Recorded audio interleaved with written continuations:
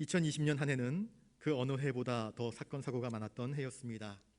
특별히 코로나19로 인해서 우리의 일상이 무너지고 경제와 교육, 신앙의 버팀목이 쇠락해가는 것을 그저 지켜볼 수밖에 없었던 나날이었습니다. 그로 인해 일상의 소소한 일들이 우리에게 얼마나 큰 행복의 시간이었는지를 다시금 깨닫게 되었습니다. 이제 2021년 새해가 시작되었습니다. 최첨단 과학기술이 세상을 주도해 가고 있지만 올 한 해도 쉽게 미래를 예측하기 힘든 상황입니다. 이런 상황 속에서 우리 교회는 총회의 표율을 따라 주여 이제 회복하게 하소서라는 표율을 정했습니다. 이 시대는 그 어느 때보다 예배의 회복이 필요합니다. 그 어느 때보다 말씀의 회복이 필요하며 다시 교회가 힘을 내어 하나 되어 하나님께 영광 돌리기 위해 교회의 회복이 절실한 시기입니다.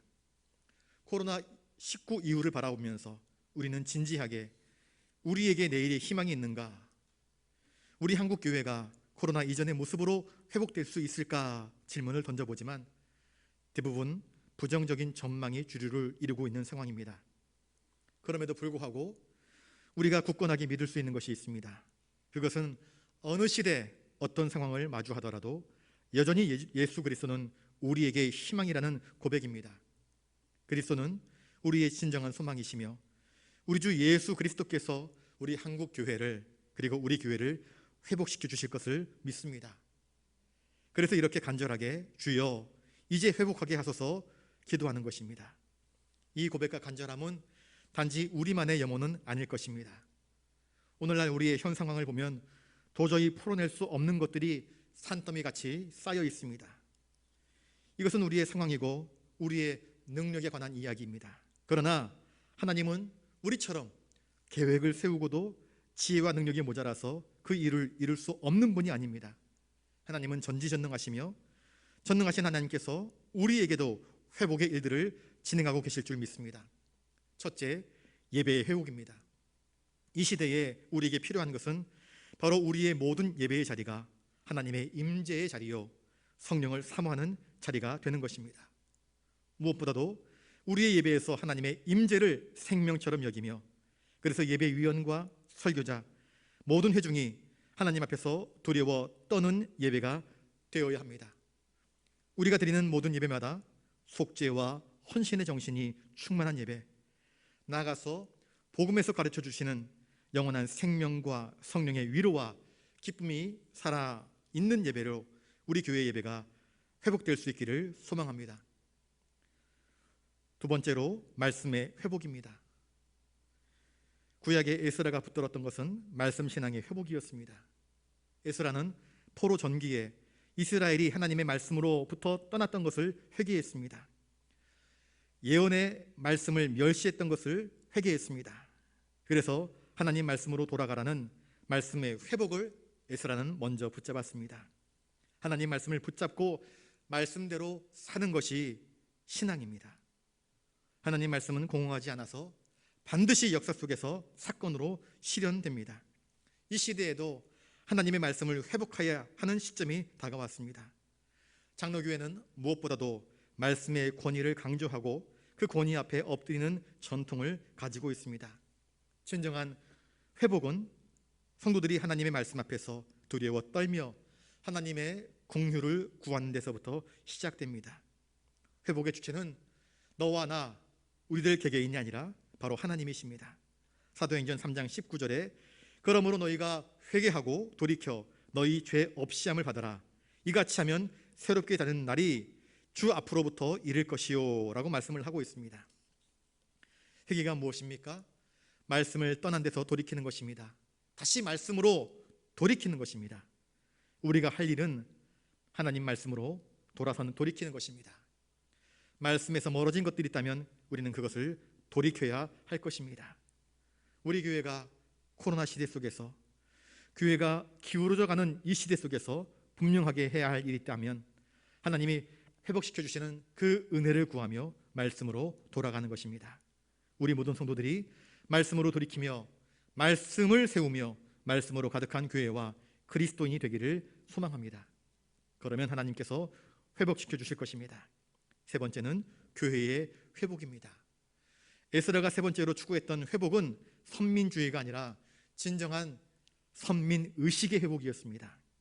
선민은 하나님 앞에서 이방인들과는 본질적으로 다릅니다. 그와 같은 거룩한 구별에 대한 믿음을 회복해야 합니다. 세상의 가치관에 의해서 이스라엘 백성들은 이방인들과 점점 동화되어져 갔고 하나님에 의해 특별한 사람들로 구별되었다고 하는 거룩한 신앙을 잊어버리고 말았습니다. 그들의 불행은 바로 여기에서부터 시작된 것입니다. 하나님의 거룩하심을 본받아 교회는 세상과는 다른 거룩함이 있어야 합니다. 교회는 세상과 다른 맛이, 다른 향이 있어야 합니다.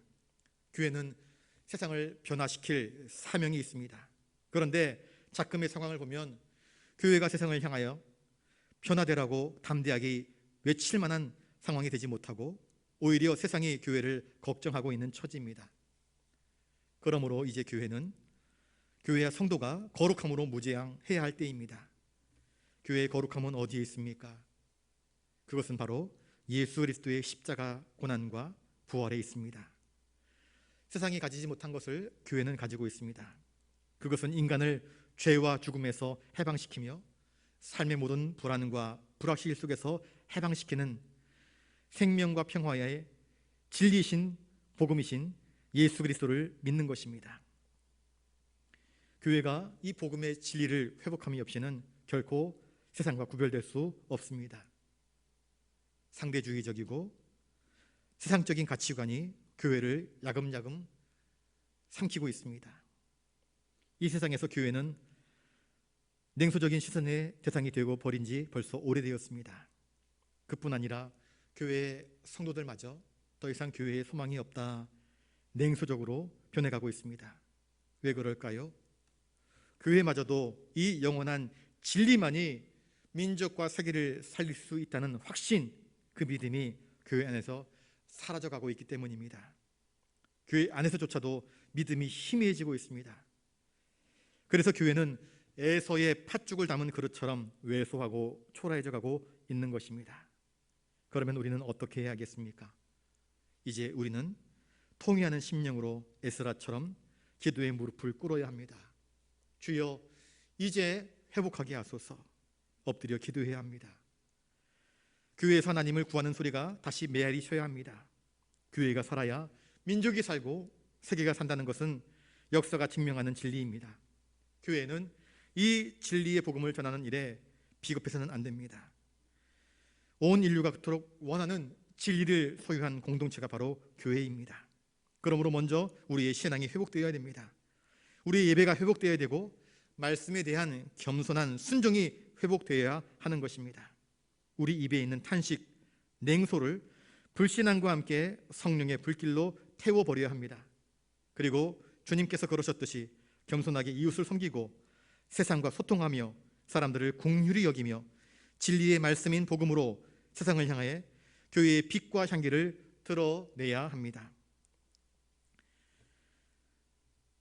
포로기 이후에 이스라엘 백성이 함께 모여 통회하며 하나님 말씀을 따라 순종했던 것처럼 이제 우리 교회도 일어나 함께 모여 기도합시다. 그날이 가까이 오물 볼수록 더욱더 기도합시다. 이 세상과 사람들을 넓은 마음으로 끌어안고 치유하는 교회의 사랑과 복음의 능력을 회복할 수 있기를 바랍니다. 그리하여 새롭게 해주시는 하나님의 은혜를 부르짖었던 에스라 시대처럼 우리 교회가 다시 왕성하게 일어나기를 간구합니다.